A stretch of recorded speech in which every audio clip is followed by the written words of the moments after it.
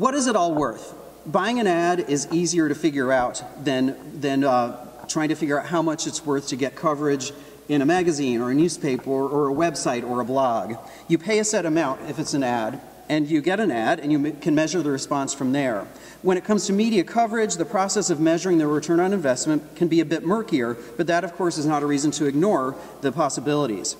In traditional media, many people use something called the advertising value equivalent, and that means that you can measure the amount of space that's dedicated to you in editorial coverage on a website or in a publication, and then compare that to how much you'd pay for the same amount of space for a display ad of the same size. But a lot of people say that this doesn't quite make sense, and I think that's true, because advertising and public relations are very different.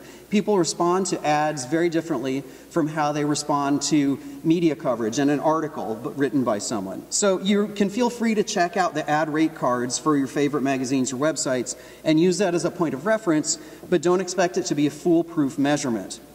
So using the advertising value equivalent is even more difficult when it comes to blog posts and social media. Instead, you're going to want to monitor traffic to your own website, and Google Analytics can help you with that.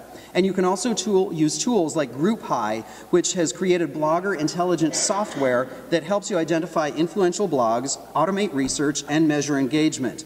You can use their tracking feature to see how many times a specific blog post has been liked, shared, and retweeted. But regardless of whether it's a blog or a website of a more traditional media outlet, you can add value yourself by sharing, liking, and tweeting the coverage that you get. And now this is a very important thing that I find sometimes that people in the travel community forget to do. You invite the writers on a trip, or you host them while they're already in your city or something like that. And the kind of mindset might be, okay, where's the coverage, where's the coverage, where's the coverage? The article comes out, the post comes out, the photos come out, or videos, or whatever it is, and you say great, but then you don't share it or like it yourselves. And that's kind of a missed opportunity. Because when you share a journalist's content about your product, when you share a tweet, you retweet, it gives you more credibility because it's showing a third party giving their point of view and showing how great your product is. So it can help to get you more followers, while it helps the journalist as well. So it's a win-win situation for everybody. A good example of that recently is this press trip I did to Puerto Vallarta, the very LGBT-friendly destination in Mexico. And while I was on this press trip, I went to the soft opening for a new beach club there called Chicos y Lapa Beach Club.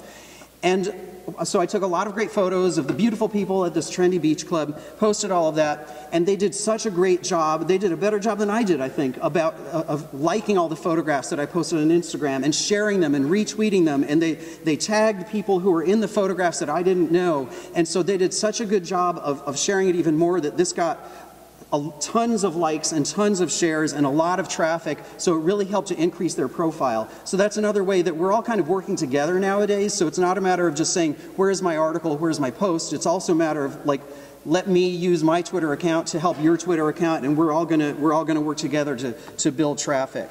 So it's a great way also of getting, fresh, noteworthy new content that you can use. And you can even ask a journalist if you can post the article or the photos on your own website together with a link to the magazine or the website or the blog that it first appeared on. Another option to consider is sponsored posts. These sponsored posts have a lot of different names. You might call them custom content.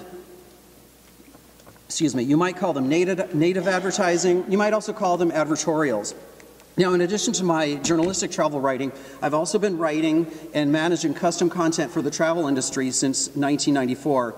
And back then, of course, very few people were using the internet. So at first, I was only writing and managing special supplements and advertorial sections for publications, for travel industry clients, for publications like Travel Weekly and Travel Age West and Meetings and Conventions. And I still work with all of them as well. And I still do all of that, but I also increasingly put together web-only sponsored content and posts. I even write and moderate webinars that help to promote specific travel industry clients. And this content runs on the websites of traditional trade media, and it also runs on the site I manage. So here's a couple examples of custom content opportunities. In Latin Flyer, we had great gaming, and this is a casino roundup. And also Mexico for luxury travelers. This is a special annual supplement that I write for that runs in Travel Weekly, one of the leading travel trade industry publications and websites. So those are a couple options, a couple examples. Another option that you might want to consider is giveaways. Everybody loves to win free things, right? And giveaways, free things tend to attract a lot of attention.